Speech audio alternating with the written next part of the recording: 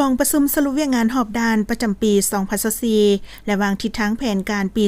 2025ของห้องเสนาธิการกองพลที่4ได้จัดขึ้นในวันที่12เดือนมีนาคมนี้อยู่ที่สโมสรของกองพลโดยการเป็นประธานของสหายพันเอกเข็มพรมูลทดีหัวหน้าห้องเสนาธิการกองพลที่4มีคณะพักคณะบรรษาตลอดฮอดพนักงานนักรบภายในห้องเสนาธิการเข้าร่วมสหายพันโทภาวงศ์ยอดบัณฑิตหัวหน้าแผนกบริหารห้องเสนาธิการกองพลที่4ได้สรุปตีราคาการซี้นำพาของคณะพักคณะบรรษาห้องเสนาธิการและอย่าง1ปีผ่านมาโดยปิ่นออม4หน้าที่ใหญ่26แผนงานขององค์คณะพักกระทรวงป้องกันประเทศวางออกคณะพักคณะบรรษาห้องเสนาธิการได้ถือสำคัญเวียกงานศึกษาอบรมการเมืองนำพาแนวคิดให้พนักงานนักรบให้มีคุณธาตุการเมืองนักแน่นมีคุณสมบัติศีลธรรมปฏิบัติสามารถเคลื่อนไหวเฮ็ดสำเร็จหน้าที่การเมืองตามการจะตั้งคันเทิงมอบหมายให้เป็นอย่างดีเอาใจใส่สุขอยู่ให้พนักงานนักรบสุ่มใส่จัดตั้งปฏิบัติเวียกงานวิสาสะเพาะตามการมอบหมายในแต่ละขั้นแต่ละโครงเขตเวียกงานเป็นต้นได้สุ่มใส่เวียกงานปรับปรุงก่อสร้างกำลังก่อสร้างผักพนักงานองค์การจัดตั้งมหาชนและเวียกงานอื่นๆได้มีผลสำเร็จเป็นก้าวๆมา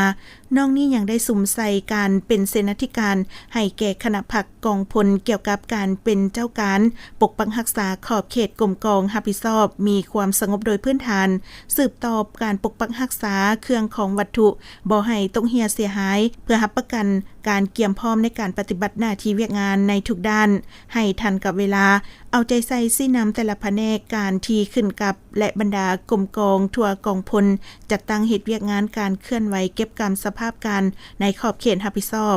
ให้มีความสงบเป็นเจ้าการกวดกาจัดตั้งปฏิบัติบรรดาข้อกำหนดกฎระเบียบของกองทัพโดยเฉพาะแม้นการจัดตั้งปฏิบัติ7ระบอบ18เวียกของกองทัพอย่างเข้มงวดได้จัดตั้งอบรมหัดแอประจำปี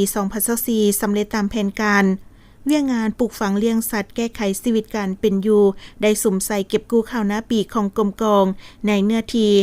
2,800 ตารางเมตรผลิตข้าวได้ 5,000 กว่ากิโลปลูกพืชผักชนิดต่างๆ 5,750 กิโล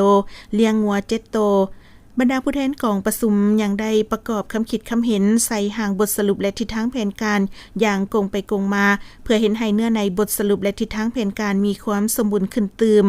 โอกาสนี้สหายพันเอกเข็มพรมูลทดีได้แสดงความย่องยอสมเสยต่อผลงานที่พนักงานนักรบทั่วห้องเสนาธิการกองพลที่4ย่านมาได้ตลอดระยะผ่านมาพร้อมทั้งเฮียงห้องให้พนักงานนักรบทุกสหายจงยกสูงความรับผิดชอบต่อหน้าที่การเมืองของตนเพิ่มทวีความสามัคคีภายในภายนอกให้เป็นปึกแผ่นแน่นหนา